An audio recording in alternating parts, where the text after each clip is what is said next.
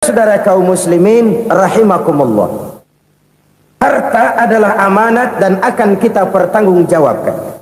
Allah melebihkan rizki sebagian kita dari yang lain agar kita saling tolong menolong, bantu membantu. Nabi janjikan, siapa yang meringankan beban saudaranya muslim di dunia, Allah akan meringankan bebannya di akhirat nanti. Sebuah jaminan dari baginda Nabi. Si orang yang kita bantu barangkali tidak bisa membalas, Allah yang akan membalas lewat jalan lain yang tidak pernah kita sangka-sangka.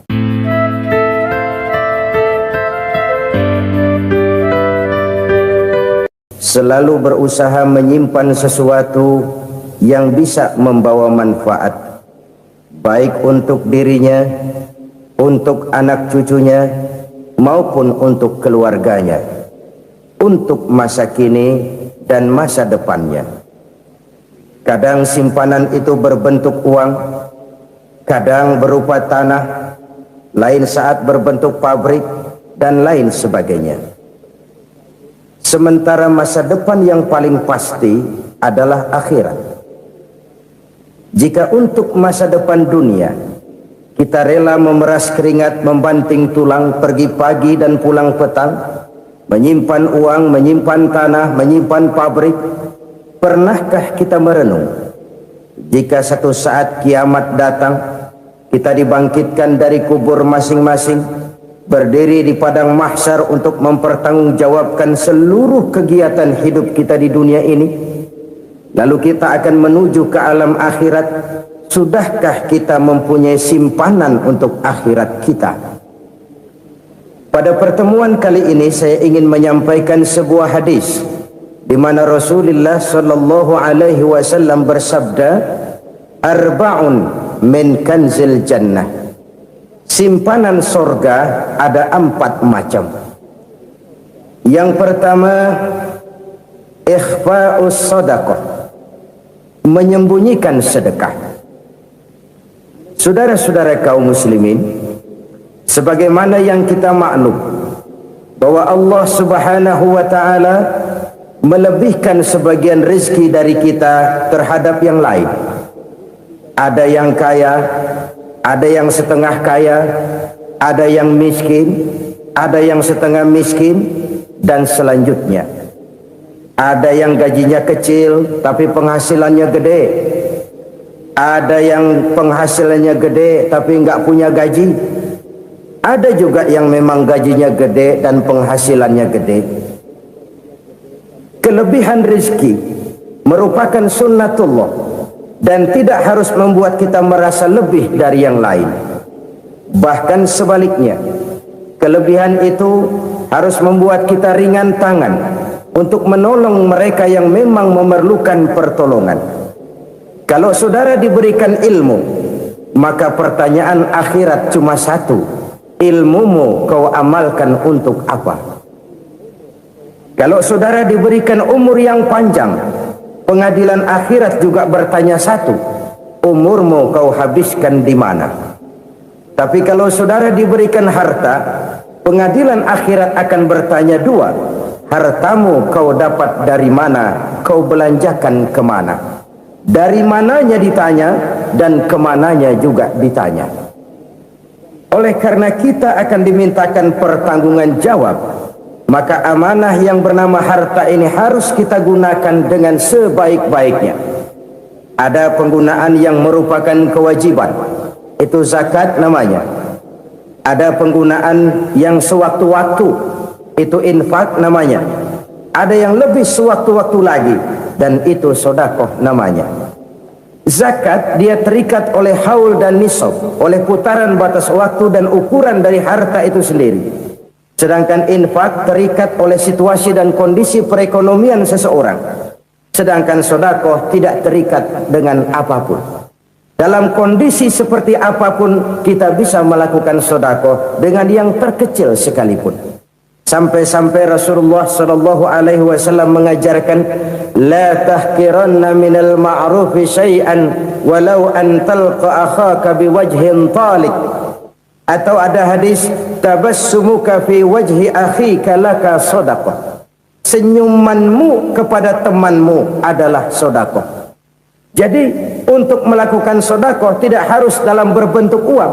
Dengan ilmu kita bisa sodakoh, dengan tenaga kita bisa bersodakoh, dengan pikiran kita bisa bersodakoh, bahkan senyum kepada teman itu pun sodakoh. Jadi kalau sodakoh dengan uang memang belum punya uang, nyengir aja banyakin.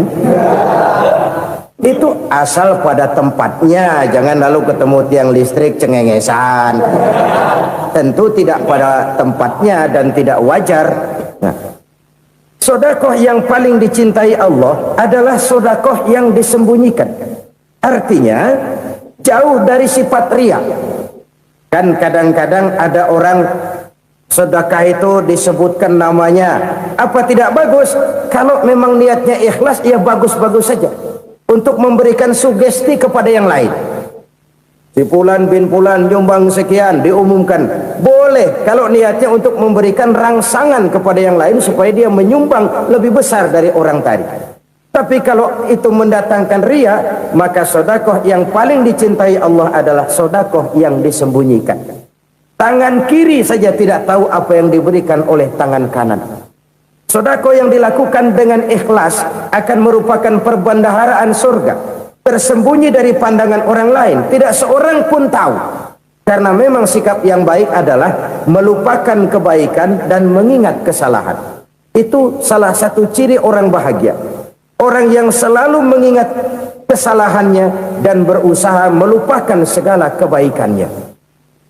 Kalau dia akan berada kebaikan, dia tidak bisa ikut, dia merasa rugi karena dia merasa belum pernah berbuat baik. Tapi kalau akan melakukan kesalahan baru, dia ingat kesalahan yang sudah-sudah, sehingga terhalang baginya untuk melakukan satu kesalahan baru. Demikianlah saudara-saudara, bahwa Allah melebihkan rizki sebagian kita dari yang lain, agar terjadi tolong-menolong dalam kehidupan ini. Jadi kesenjangan yang nature, kesenjangan yang alami itu sunnatullah. Ada yang kaya, ada yang miskin, ada yang kelas menengah. Nah, kenapa lalu sekarang kita berusaha mengentaskan kemiskinan? Oleh karena adanya kesenjangan struktural. Kalau yang kaya bisa semakin kaya, kenapa yang miskin tidak bisa naik jadi ikut sedikit kaya? Sebab pada dasarnya Islam adalah agama yang sejak turunnya sudah berupaya memerangi kemiskinan. Bahkan dikatakan kemiskinan itu mendekatkan kepada kekufuran. Orang kalau miskin udah dekat banget sama kafir. Gampang menjadi kafir. Berapa banyak saudara-saudara kita yang oleh karena soal perut, oleh karena soal materi, terpaksa meninggalkan dan menanggalkan akidahnya. Menjual petunjuk yang diberikan Allah dengan kesenangan dunia yang cuma sebentar ini. Na'udzubillah, thumma na'udzubillah. Jadi makin kita sembunyikan satu sedekah, semakin banyak perbendaharaan kita di surga.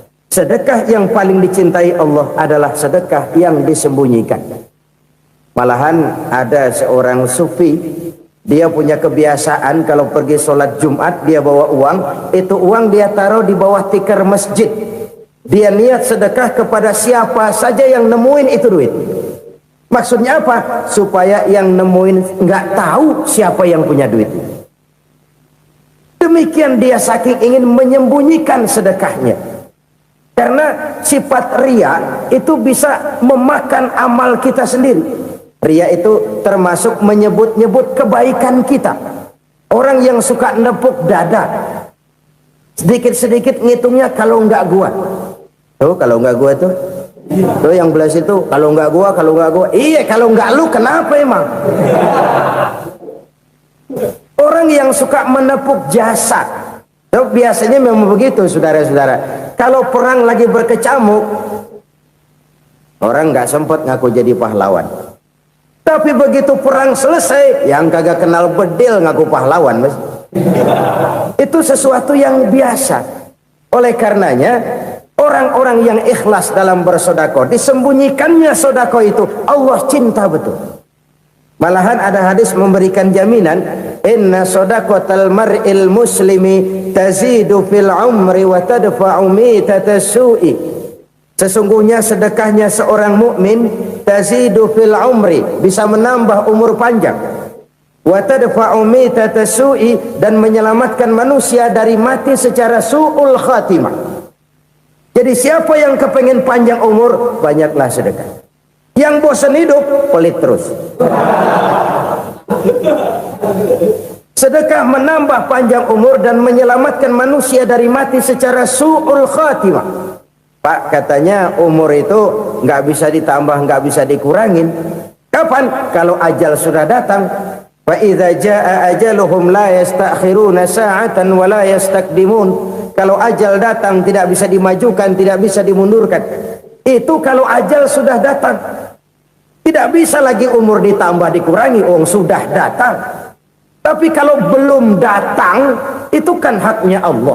Mau ditambah, mau dikurangi, hak prerogatif Allah. Sebagai pencipta manusia, Allah Maha Kuasa dan Maha Mampu. Sedekah ini menambah panjang umur dan menyelamatkan manusia dari mati secara su'ul khatimah. Itu orang mati kan sama ya, kondisinya mati, nggak nafas. Tapi hakikat mati kan lain-lain. Ada yang mati itu husnul khatimah, baik akhirnya. Misalnya lagi ngaji mati, lagi sholat mati, lagi sedekah mati. Ini yang dinamakan dengan husnul khatimah, baik di akhirnya. Sebaliknya ada yang su'ul khatimah, jelek di akhirnya. Ini yang jadi catatan akhir. Lagi nyekek botol, mampus. Lagi banting kartu, modar.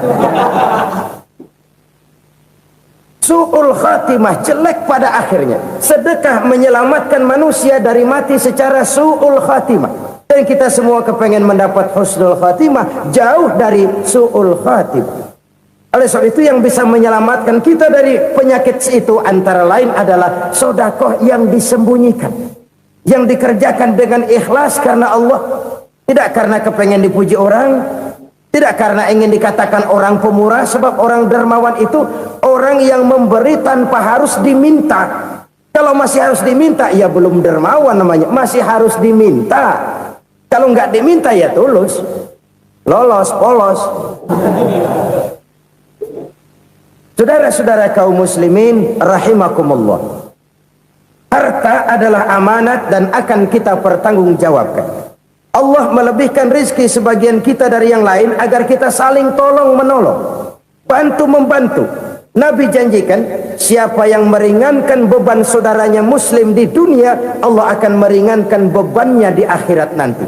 Sebuah jaminan dari baginda Nabi. Si orang yang kita bantu barangkali tidak bisa membalas, Allah yang akan membalas lewat jalan lain yang tidak pernah kita sangka-sangka. Ada orang tanya, Pak, ini ada orang nyumbang masjid sambil marah-marah, bagaimana? Saya bilang sumbangannya aja ambil, marahnya jangan. Marahnya jangan diambil, itu urusan dia. Saudara-saudara kaum muslimin rahimakumullah, umat Islam ini kan umat yang punya potensi besar. Kadang kita merenung, kenapa kadang-kadang pembangunan masjid kok lambat sekali?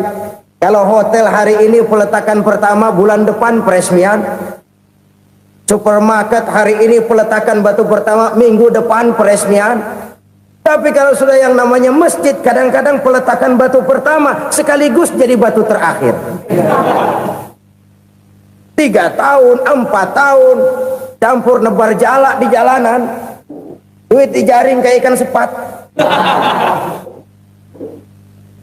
Apa tidak ada orang Islam yang kaya? Banyak. Apa tidak ada pengusaha muslim yang jadi konglomerat? Ada. Lalu yang belum banyak itu yang komit terhadap nilai-nilai agamanya. Akhirnya kita jatuh jadi umat yang lemah. Belum ada pengusaha konglomerat muslim buka pabrik supermi cap beduk misalnya umpamanya atau pabrik kecap cap sorban supaya identitas keislamannya sedikit kelihatan. Kita jatuh jadi umat yang lemah karena potensi tidak terinventarisir dengan baik. Kita ini ibarat kompor yang cuma matengin nasi orang lain. Potensi kita dimanfaatkan oleh orang lain. Ukhuwah Islamiyah kita baru terbatas kepada silaturahmi. Ukhuwah di bidang ekonomi kita lemah, ukhuwah di bidang kebudayaan kita lemah, apalagi ukhuwah di bidang politik kita lebih rapuh lagi. Padahal ukhuwah itu adalah totalitas kehidupan manusia, menyangkut ipolek sosbud, memerlukan nilai-nilai ukhuwah. Jadi oleh karena itu mari kita menyadari di dalam harta kita, walaupun kita yang cari pergi pagi pulang sore peras keringat banting tulang, di sana ada harta anak yatim, di sana ada hak masjid, di sana ada hak pesantren, di sana ada hak jihad. Berbahagialah seseorang apabila dia oleh Allah dijadikan keran. Keran itu menyimpan air, tapi tidak untuk dirinya, tapi disalurkannya kepada mereka yang memang memerlukannya. Saudara-saudara kaum muslimin rahimakumullah, ini yang pertama. Jadi perbendaharaan surga adalah menyembunyikan sedekah. Orang lain nggak tahu, kita pun nggak pernah ngitung-ngitung. Kita anggap lewat begitu saja, padahal itu deposit akhirat. Satu. Yang kedua, perbendaharaan surga itu apa? Wa kitmanul musibah, menyembunyikan kesulitan. Kadang orang takut menghadapi kesulitan, tapi makin kita merenung, hidup ini kan sebenarnya urusan. Takut sama urusan, ya jangan hidup. Tandanya orang hidup itu kalau punya urusan. Urusan melupakan problem, problem sering menimbulkan kesulitan. Kesulitan bukan untuk ditakuti, tapi untuk diatasi dan dicarikan jalan keluarnya. Siapa sih orangnya yang nggak pernah sulit-sulit? Makin tinggi status sosialnya, makin gede urusannya. Makin tinggi kualitas imannya, makin berat tingkat kesulitannya. Cuma memang yang namanya enak itu seperti pelangi. Biang lala itu nggak pernah di atas kepala kita, di atas kepala orang melulu. Lo sih enak lo, kata kita. Dia juga bilang yang enak kan lo. Pelangi itu nggak pernah di atas kepala kita. Kata tukang beca, aduh enak ya naik Mercy. Kata tukang beca, apa yang di dalam mobil Mercy? Aduh enak bener tukang beca, di jok ngeringkuk ngorok pulas bener. Saya kamar pakai AC sejuk, tempat tidur sutra empuk, alga spring bed, kulak kulik nggak bisa pulas kalau belum minum Valium, belum tidur. Enak bener tukang beca, di jok ngorok nggak tahu wetan kulon. Si tukang beca bilang yang di Mercy enak, yang di Mercy bilang tukang beca enak. Inilah enak, nggak pernah di atas kepala kita, di atas kepala orang lain melulu enak itu. Nah saudara-saudara, yang merupakan perbendaharaan surga itu orang yang bisa menyembunyikan kesulitan, baik pribadi ataupun rumah tangga. Nih terutama rumah tangga yang jadi soalnya. Kadang-kadang kita ini kalau senang, sebaliknya kalau senang kita diam, kalem aja, cuek. Banyak banget duit kita bawaan, diam aja udah, malah ketemu orang takut. Tapi begitu susah sekampung tahu. Padahal Nabi mengajarkan perbendaharaan surga itu menyembunyikan musibah, menyembunyikan kesulitan. Kalau enak cerita sama orang-orang, kalau nggak enak rasain sendiri, tekan sendiri, atasin sendiri. Kita kan sebaliknya, senang kita diam, asal lagi susah, paling tidak kita nyari teman buat cerita kesusahan. Siapa orangnya yang nggak pernah susah? Cuma soalnya bagaimana kita mengatasi kesusahan itu sendiri. Begitu juga misalnya kalau orang sudah berumah tangga, itu orang tuanya harus menjadi tempat dia cerita yang enak-enak saja. Yang nggak enak rasain berdua, selesaikan berdua, atasin berdua. Jangan dibalik. Asal senang diam, giliran susah saja. Maknya laporan. Terbalik. Bisa menjaga security informasi. Maka nama bayam keluar diem, malah seluitan. Enak amat lo makan daging ayam. Security informasi. Saudara-saudara kaum muslimin rahimakumullah, ujian yang terberat itu yang pernah diberikan kepada para nabi, para rasul, para aulia, para ulama, makin tinggi keimanan, makin berat bentuk kesulitan. Ayo saya kemukakan satu contoh saja. Ada seorang nabi yang kaya, nabi kaya, namanya Nabi Ayub. Iblis kalau orang begini kan keki, ibadahnya rajin, kaya. Nih yang kayak begini susah digodain. Kalau ibadahnya rajin, miskin, enggali bisa disogok. Sini imannya mantap, ibadahnya rajin, kaya, nabi lagi. Oh, tapi namanya iblis, nggak kurang akal. Laporan, Tuhan, kenapa Les? Ya ini bahasa saya, bahasa Qurannya sih nggak gitu. Itu hambamu yang namanya Ayub, dia rajin ibadah cuma karena dikasih kaya aja. Coba kasih miskin dia, berhenti dia sembahyang. Ah, kamu bisa aja. Saya tahu Ayub itu hambaku yang ikhlas. Saya buktiin Tuhan, silahkan. Dibuktiin lah, iblis turun ke alamin. Yang mula-mula dia lakukan, dia rusak sawah ladang Nabi Ayub.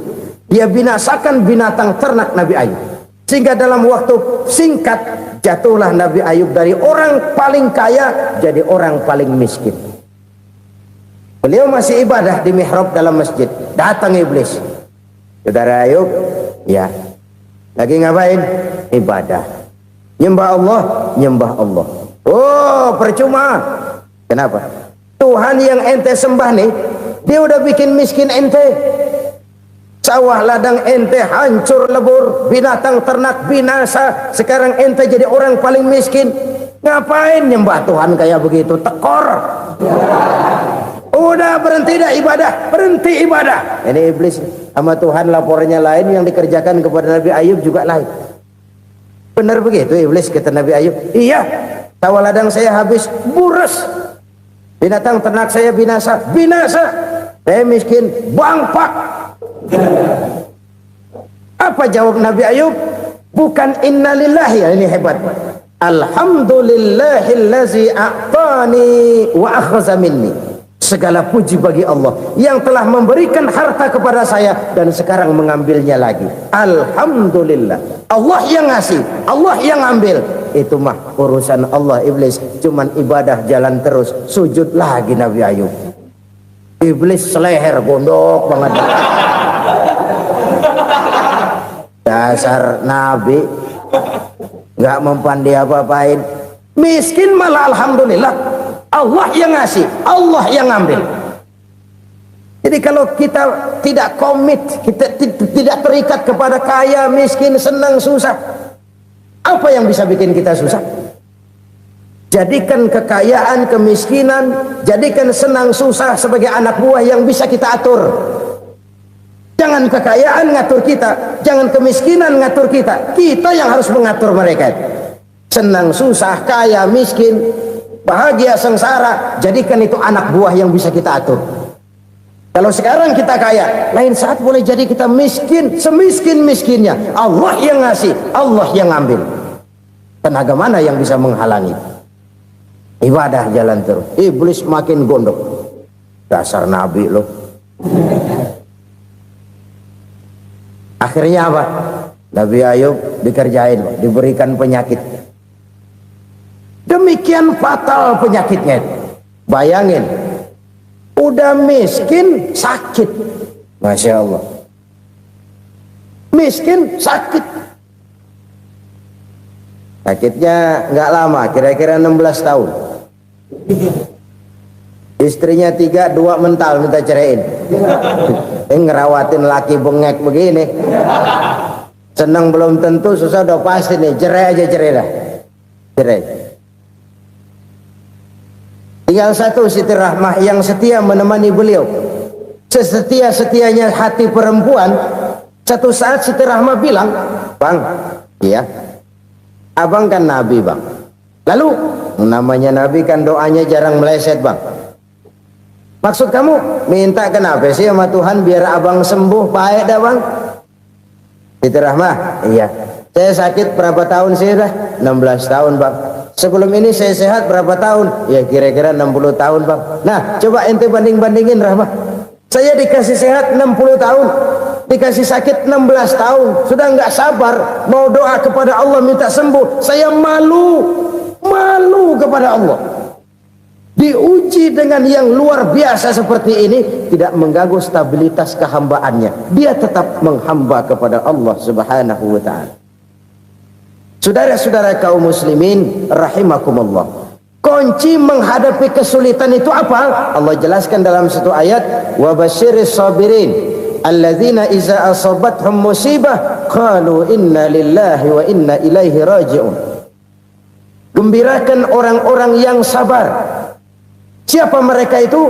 Yang apabila mendapat musibah mereka kembali kepada keyakinan dasar, segalanya dari Allah dan segalanya akan kembali kepada Allah. Ini konsepsi dasar dari sikap muslim dalam menghadapi berbagai kesulitan.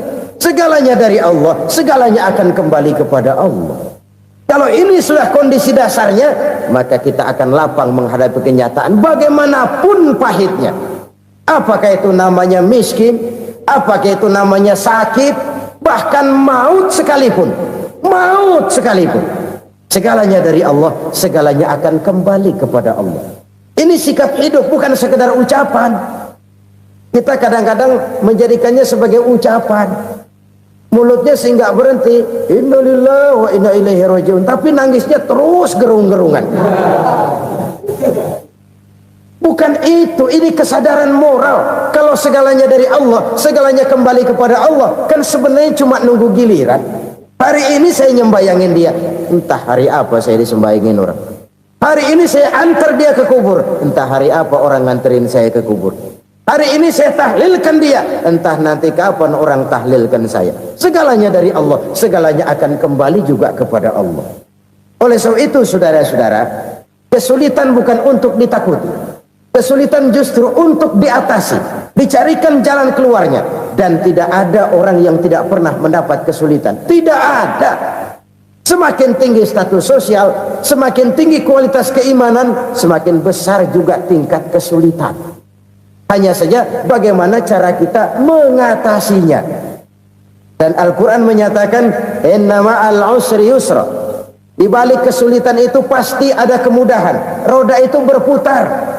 Karena itu Rasulullah sallallahu alaihi wasallam mengingatkan kepada kita, ta'arraf ilallahi firraha ya'rifka fisyiddah. Ingatlah kepada Allah di waktu kamu senang, supaya Allah ingat kepada kamu di waktu kamu susah. Kalau waktu senang kita ingat kepada Allah, kita susah, Allah tidak akan meninggalkan kita. Tapi kalau waktu senang kita jauh dari Allah, sujud tidak sempat, dengan masjid jauh, ketika senang kita lupakan Allah. Nanti begitu kita susah, Allah lupakan kita, dan itu menyakitkan. Oleh karena itu orang-orang tua kita dulu bilang, kalau lagi sehat ingat-ingat lu bakal sakit nanti. Kalau lagi kaya ingat-ingat satu saat kita bakal jatuh miskin. Bahkan kalau lagi muda ingat-ingat kita bakal tua. Dan yang terpenting, kalau lagi hidup ingat-ingat kita bakal mati. Saudara-saudara kaum muslimin rahimakumullah. Jadi yang kedua yang merupakan perbendaharaan surga, menyembunyikan musibah. Saudara-saudara kaum muslimin rahimakumullah. Hal ketiga yang merupakan perbendaharaan surga adalah wasilatur rahmi. Orang yang suka bersilaturahmi. Sebagaimana yang kita maklum bahwa manusia adalah makhluk yang disebut zon politika. Makhluk sosial yang tidak mungkin hidup sendiri-sendiri. Betapa dan siapapun kita memerlukan orang lain. Bodoh betul manusia kalau tinggal di tengah masyarakat tapi tidak mau bermasyarakat.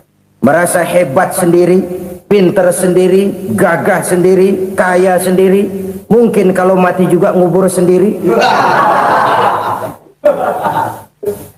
Jangankan kita di sini, di sorga saja Nabi Adam waktu sendirian bengong melulu, mondar mandir.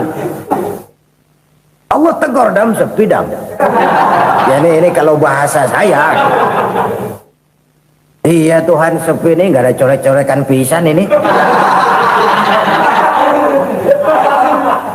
Diciptakan Siti Hawa baru anteng Nabi Adam. Itu di sorga. Cobalah. Umpamanya saudara tinggal di Jakarta nih. Kayak bener. Apaan aja di Jakarta punya saudara dah. Jembatan Semanggi ambil. Monas, Buntel bawa pulang. Hotel-hotel ambil semua. Cuman tinggal di Jakarta sendirian. Apa enaknya? Betapa dan siapapun kita perlu orang lain. Tidak ada seorang pun yang bisa memenuhi kebutuhan hidupnya secara sendiri-sendiri. Nah, Islam telah menyelamatkan manusia dari ras diskriminasi, mengikat manusia dengan persaudaraan yang berlandaskan kepada akidah. Karena itu dianjurkan bersilaturahmi. Bahkan Nabi menyatakan, "Man arada ayyubsata lahu fi rizqihi wa yunsa'a fi atharihi falyasil rahimah." Siapa yang kepengen diluaskan rezekinya dan dipanjangkan usianya, banyaklah ia bersilaturahmi. Siapa yang kepengen dimudahkan rezekinya, hendaknya ia banyak bersilaturahmi. Kalau banyak teman, kesulitan kan paling tidak ada tempat cerita. Udah susah, sendirian kita pikirin diri, nggak ada tempat tukar pikiran. Cepet banget sama bengek. Dilawan sendiri. Nah, secara makro kita bisa berkata, tidak mungkin ada kemenangan kalau tidak ada kekuatan. Tidak ada kekuatan kalau tidak ada kesatuan dan persatuan. Tidak mungkin ada kesatuan dan persatuan tanpa semangat silaturahmi. Kalau umat Islam mau menang, dia harus kuat. Kalau umat Islam mau kuat, dia harus bersatu. Kalau umat Islam mau bersatu, dia harus membudayakan silaturahmi ini. Bahkan sampai kata Nabi, kalau bisa cari nilai tambah. Apa? Silman qata'ak. Bersilaturahmilah kau kepada orang yang marah denganmu. Masya Allah, indahnya ajaran agama kita.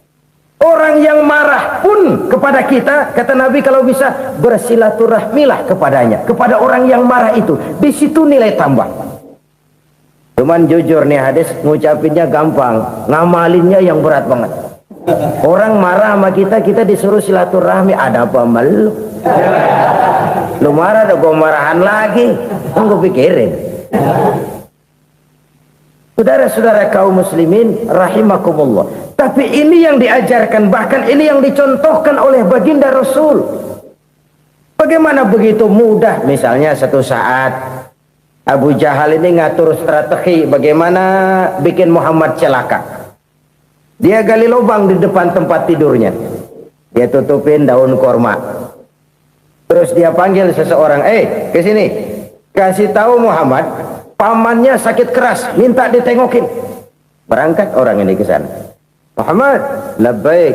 Pamanmu sakit keras, dia minta ditengokin. Baik, saya akan datang menjenguk beliau. Berangkatlah Nabi ke rumah Abu Jahal tanpa prasangka apapun. Abu Jahal udah pasang setil, selimut 3 rangkap setengah dipakai, persis kayak orang meriang. Tapi sembari ngintip dari balik selimut. Begitu Muhammad buka pintu, nah masuk perangkap nih. Muhammad jalan menuju tempat pembaringan. Makin lama makin dekat, makin lama makin dekat, makin dekat ke lubang yang dipasang oleh Abu Jahal itu. Dalam hati Abu Jahal, terus dah jatuh, mampus dah lo ini. Mampus lo hari ini. Apa yang terjadi? Malaikat Jibril datang. Muhammad, pamanmu cuma pura-pura sakit.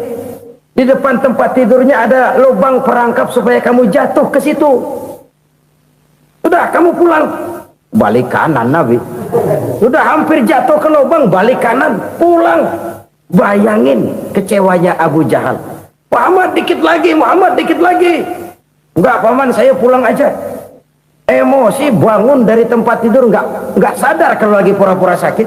Lompat ngejar Nabi, dia lupa dengan lubang yang dia gali. Serak, nyemplung sendiri ke dalam lubang.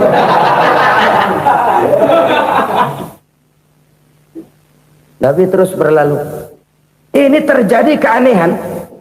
Jatuh ke lubang yang dia gali itu sebenarnya nggak terlalu dalam ya, antara 3-4 meteran lah. Tolong saya jatuh ke lubang ini. Datanglah pelayan-pelayannya itu. Angkat saya dari sini. Oh, yang ngulurin tambang. Satu gulung belum juga nyampe itu tambah. Kurang beli lagi ke warung. Sambung ulur lagi, enggak juga bisa sampai. Wah, ini kerjaan Muhammad ini. Tolong siapa salah seorang kamu ke rumah Muhammad, kasih tahu encangnya kecebur. Minta ditolongin. Sampaikan kepada Rasul. Kenapa? Pamanmu jatuh ke lubang, Muhammad minta tolong diangkatin. Tambang udah nyambung-nyambung nggak nyampe juga. Ya, nanti saya datang, saya tolong. Coba. Nyata-nyata orang berniat jahat mau mencelakakan dia. Datang dia menolong. Ini yang disebut air tuba dibalas air susu ya ini. Bukan sebaliknya. Air tuba dibalas air susu.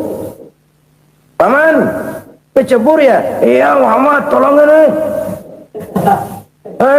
Pegang tangan saya.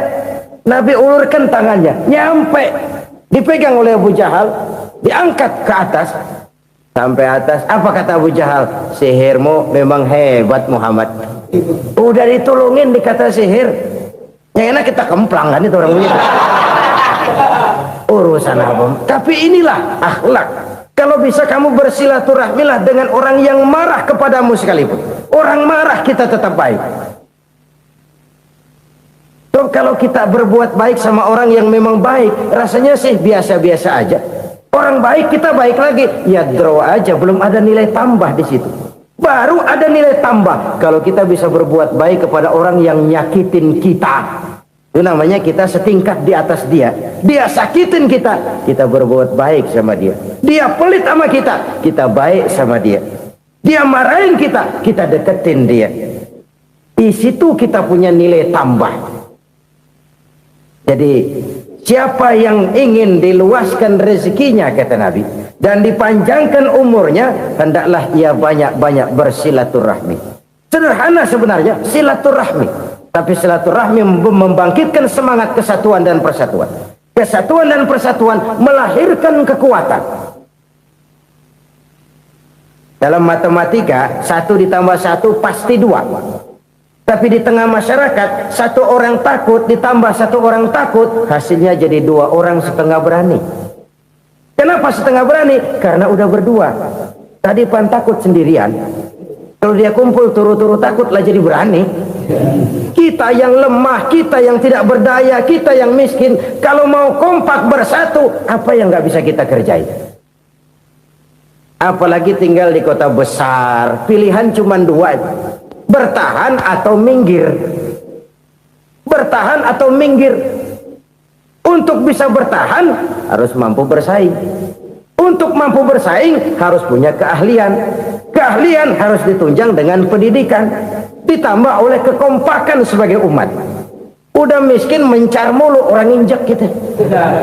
Orang nggak pandang urusan apa yang malu. Oleh karena itu silaturahmi pada hakikatnya merupakan roh dari ukhuwah yang diajarkan oleh agama kita.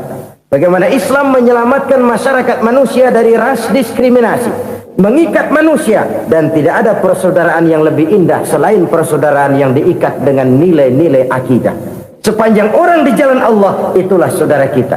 Keluar dia dari jalan Allah, selesailah persaudaraan sampai di situ. Karena itu, kalau ingin menyimpan sesuatu di surga, banyaklah bersilaturahmi. Datang ke rumah ini, datang ke rumah itu, dan lain sebagainya. Itu simpanan kita di akhirat nanti. Ini yang ketiga. Saudara-saudara, yang keempat, perbendaharaan surga itu apa? Wa qawlu la hawla wa la quwwata illa billah. Ucapan la hawla wa la quwwata illa billah. Ibadah kan ada yang berat, modalnya besar. Bangun masjid berat, modalnya besar. Bangun rumah sakit berat, modalnya besar. Ada ibadah yang berat tapi modalnya ringan. Misalnya puasa. Puasa itu berat, mengendalikan nafsu. Kalau sekedar nggak makan nggak minum sih enteng, mengendalikan nafsu. Itu jihad terbesar, tapi kan modalnya ringan, cuma niat saja. Ini ibadah berat, modalnya ringan.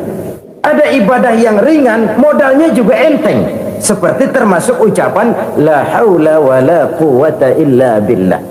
tanpa sadar. La haula wala quwata illa billah. Nyelengin tuh di surga.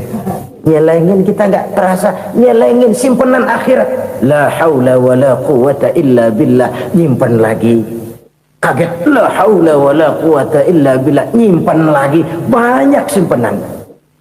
Walaupun sebenarnya yang dimaksud di sini adalah kesadaran batin bahwa tidak ada daya dan kekuatan kecuali Allah. Itu intinya. Kita memulai pekerjaan disunahkan baca bismillah, kan begitu? Apa itu? Kesadaran moral bahwa ini saya bisa kerjakan. Saya kerjakan ini dengan menyebut nama Allah. Kenapa? Kalau Allah tidak memberikan daya dan kekuatan, mana mampu saya kerjakan ini. Maka saya kerjakan ini dengan menyebut nama Allah. Bismillah. Kesadaran moral. Manusia hanya wajib berusaha, tapi nggak pernah wajib berhasil. Banyak hal-hal yang kalau kita renungkan secara rasio nggak mungkin, tapi jadi kenyataan. La haula wala quwata illa billah. Tidak ada daya dan kekuatan kecuali bagi Allah semata-mata. Kesadaran moral akan kelemahan dan keterbatasan makhluk bernama manusia. Kadang kita kagum dengan otak, tapi kita sering lupa sama yang bikin otak. Padahal bagaimanapun hebatnya otak, yang bikin otak pasti lebih hebat dari otak. Nggak percaya, silahkan otak-otakan. Inilah kecenderungan. Kita kagum dengan pesawat-pesawat mutakhir, bukan main, besi gede banget terbang itu. Alangkah hebatnya. Lalu apa yang bikin otak tidak lebih hebat dari itu semua? Kita puji laut, apa yang bikin laut tidak lebih hebat dari laut itu? La haula wala quwata illa billah. Tidak ada daya dan kekuatan kecuali Allah. Apa yang bisa kita lakukan kalau tidak karena daya dan kemampuan yang diberikan oleh Allah kepada kita? Lahirlah sikap tawadu, rendah hati, tidak melonjak menjadi angkuh dan sombong, sadar akan kelemahan dan keterbatasan diri sebagai makhluk yang diciptakan oleh Allah Subhanahu wa taala. Jadi satu sisi ini ucapan yang berpahala, la haula, jadi wiridan. Pada sisi lain ini kesadaran moral, sikap mental, kesadaran batin bahwa yang punya daya dan kekuatan itu cuma Allah. Kita nggak pantas untuk sombong, sebab sombong itu pakaiannya Allah. Kita nggak sedang pakai pakaian Allah, kegedean. Dan makin kita renungi, makin terbentur. Apa sih yang bisa kita sombongin? Kita mau sombong apa? Kaya, pintar, itu kan semua relatif. Di atas langit masih ada langit lagi. Jadi oleh karenanya, marilah kita menyadari, manusia hanya wajib berusaha, tapi tidak pernah wajib berhasil. Yang berusaha saja tidak wajib berhasil, apalagi yang tidak berusaha. Islam bukan agama orang pemalas yang selesai sholat lalu enggelohom, enggelenggem ayem-ayem. Tapi Islam bukan agama orang sombong yang setelah berusaha lalu tidak memerlukan Allah. Kita bisa saja bikin proyeksi, tahun sekian kita bakal panen besar menurut perhitungan otak. Tapi ada kejadian lain. Apa? Tikus ngambek. Habis itu dimakanin tikus, panen gagal. Proyeksi rasional gagal oleh tikus-tikus yang ngambek itu. Bisa saja terjadi. Tahun depan kita panen besar, urung. Kenapa? Musim panas panjang. Dan sekarang ini koran-koran bikin berita musim mengalami penyelewengan. Bukan cuma manusia yang nyeleweng sekarang. Musim pakai nyeleweng. Mestinya kan musim hujan udah selesai, masih hujan-hujan juga. Musim. Nah sekarang kita boleh bikin proyeksi, kita bakal panen besar. Tahu-tahu musim panas panjang, sawah retak, air kering. Cari teknokrat yang paling botak, suruh pendekin tuh musim panas. La haula wala quwata illa billah. Inilah kesadaran moral. Saudara, saya teringat satu saat ada seorang konglomerat. Umurnya ya kira-kira 70-an. Satu saat dia ditanya oleh wartawan, "Pak, umur Bapak berapa sih?" "Ya paling 10 tahun. 10 tahun. 10 tahun. Anak bapak berapa orang? Satu saja. Satu. Harta bapak berapa? Ya paling-paling bangsa 7 juta kali. 7 juta? Iya. Pak, kenapa bapak bohongi saya? Bapak punya buku biografi. Koran-koran, majalah-majalah banyak memuat cerita riwayat hidup bapak. Saya tahu umur bapak 70. Kenapa bilang cuma 7 tahun? Saya tahu anak bapak 8. Kenapa cuma bilang 1? Saya tahu harta bapak miliaran, mungkin triliunan. Pabrik di mana-mana, bank di mana-mana. Kenapa bilang uang bapak cuma 7 juta? Nah, kata si konglomerat tadi, kamu benar nak, kamu benar. Umur saya kalau jumlahnya memang 70 nak. Cuman ingat-ingat saya, baru 7 tahun terakhir ini saya sujud. Baru 7 tahun terakhir ini saya berusaha dekat dengan Allah. Saya laksanakan perintahnya, saya jauhi larangannya. 7 tahun inilah rasanya yang ada nilainya di hadapan Allah. Yang 63 tahun matong, kelabu, kelem umur gue. Habis untuk maksiat, untuk munkarat. Maka ketika ditanya tadi, umur saya 7 tahun itu. Oh begitu Pak. Oh iya. Lalu anak Pak, anak bapak kan 8. Kenapa bilang cuma 1? Nah, kalau jumlah hitungannya memang anak saya 8. Tapi dari 8 orang ini rasanya cuma 1 nih yang bakal jadi buah hati, belahan jantung, pelanjut cerita, penerus sejarah, bakal jadi anak soleh yang akan mendoakan saya. Cuma 1 rasanya anak saya ini yang bakal jadi buah hati saya, besar-besaran saya, yang akan mendoakan di kubur saya, yang akan mendoakan di akhirat saya. Yang 7 orang mana? Masya Allah, yang atu tenggeng, yang atu nyekek botol mulu, yang atu nggak karu-karuan. Makanya saya bilang 1 anak saya yang akan bisa mendoakan saya. Oh begitu Pak. Iya. Nah harta Pak, harta bapak kan triliunan. Pabrik bapak di mana-mana. Uang bapak hampir di tiap bank-bank besar. Kenapa bilang cuma 7 juta? Betul kau nak. Harta saya kalau jumlahnya memang miliaran, triliunan mungkin. Tapi yang saya ingat baru 7 juta tuh yang saya belanjakan di jalan Allah. Saya nyumbang masjid, saya santuni yatim piatu, saya bantu pembangunan pesantren, saya bantu pembangunan rumah sakit Islam. Itu yang akan saya bawa pulang ke akhirat, yang 7 juta itu. Yang triliunan itu nanti akan diperebutkan oleh anak-anak saya sebagai waris saya. Jadi harta saya 7 juta itu yang bakal nemenin saya di akhirat, yang akan saya bawa pulang jadi teman saya. Saudara-saudara kaum muslimin, jangan-jangan orang tua itu adalah kita-kita ini. Jangan-jangan kita-kita ini adalah orang tua itu. Jangan-jangan itu potret dari diri kita masing-masing. Dari sekian umur yang diberikan Allah, berapa tahun yang ada nilainya di hadapan Allah? Dari sekian anak-anak yang merupakan amanah, berapa yang akan mendoakan kita sebagai orang tuanya menjadi anak soleh? Dari sekian banyak harta yang diberikan Allah, berapa yang akan kita bawa pulang menghadapnya nanti, yang kita belanjakan di jalan Allah? Ini sebuah potret kehidupan. Karena itu kita kembali kepada la haula wa la quwwata illa billah. Kita wajib berusaha, kita wajib berikhtiar. Selebihnya segala daya dan kekuatan hanya milik Allah saja semata-mata. Satu kesadaran batin dari setiap pribadi muslim. Setelah ia berusaha dan berikhtiar, ia menyerahkannya kepada Allah Subhanahu wa ta'ala. Jadi satu sisi ini merupakan wiridan ucapan yang mengandung pahala, pada sisi lain ini merupakan sikap batin dari seorang muslim di dalam ia menghadapi realitas kehidupan ini.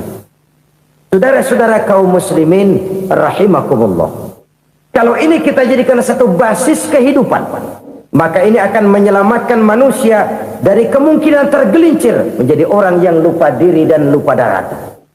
Sebab itu Imamul Ghazali berpesan, jadidis safinah fa innal bahra amiq wa khuziz zad fa inna safara ba'id wa khaffifil hamla fa innal hamla sadid. Perbarui selalu kapalmu karena lautan sangat dalam. Bawa bekal yang banyak karena perjalanan ini sangat jauh. Ringankan beban, karena kebanyakan beban akan menyakitkan. Alangkah indah kalimat ini, alangkah dalam makna yang terkandung di sana. Perbarui selalu kapalmu karena lautan sangat dalam. Apa artinya ini? Jaga mentalmu baik-baik. Pelihara imanmu baik-baik, karena hidup penuh cobaan seperti lautan. Kita kalau berlayar di lautan kan kadang-kadang tenang, angin bertiup sepoi-sepoi basah. Jika malam datang, bintang gemintang bertabur menghias cakrawala. Rembulan memantulkan sinarnya dengan indah. Dalam keadaan begitu berlayar enak. Tapi lain saat ombak menggunung, halilintar menyambar, angin topan bertiup. Berapa banyak sudah saudara-saudara kita yang tenggelam di lautan dunia tanpa sadar bahwa dia belum sampai kepada pantai yang akan dituju.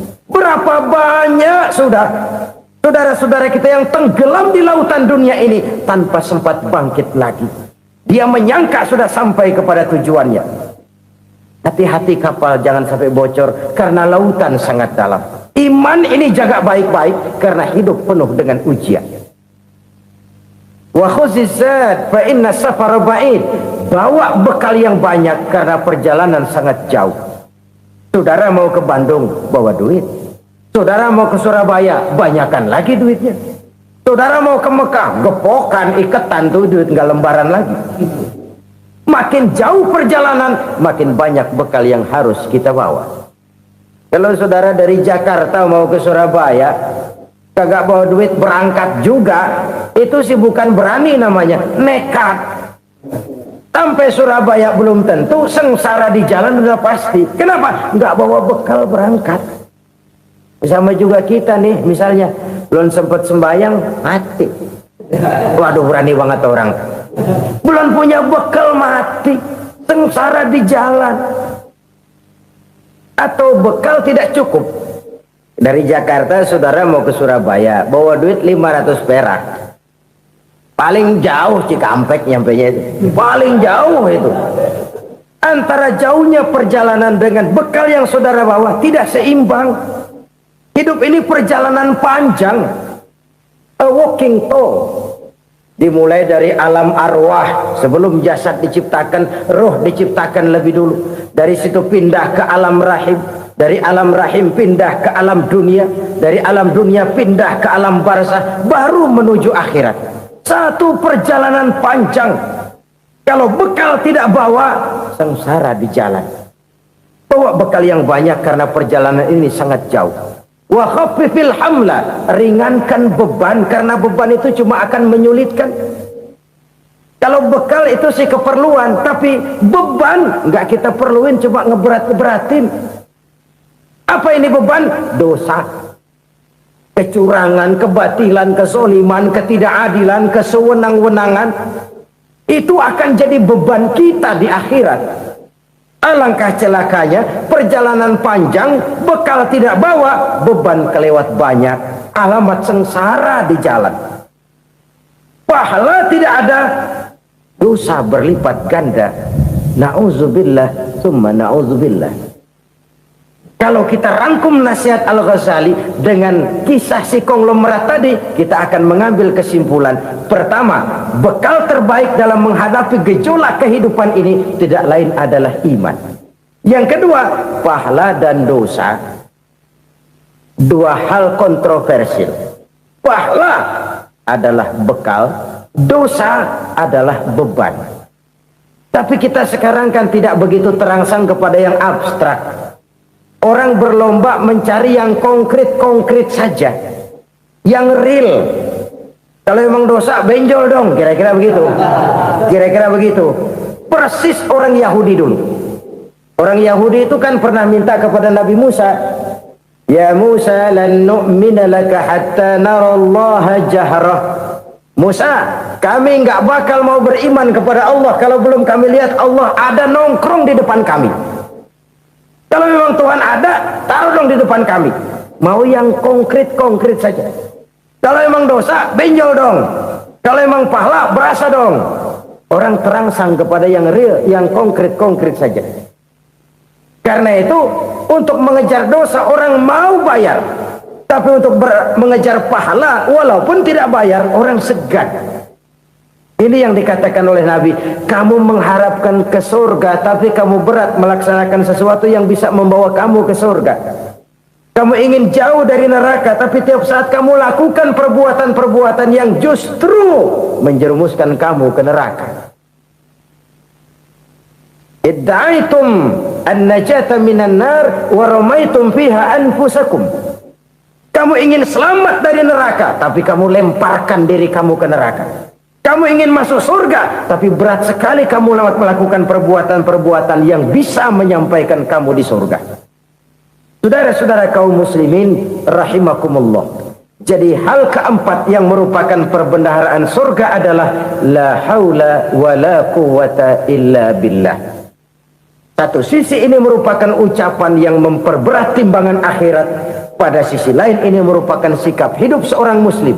Kesadaran batin yang sangat dalam bahwa tidak ada daya dan kekuatan kecuali Allah.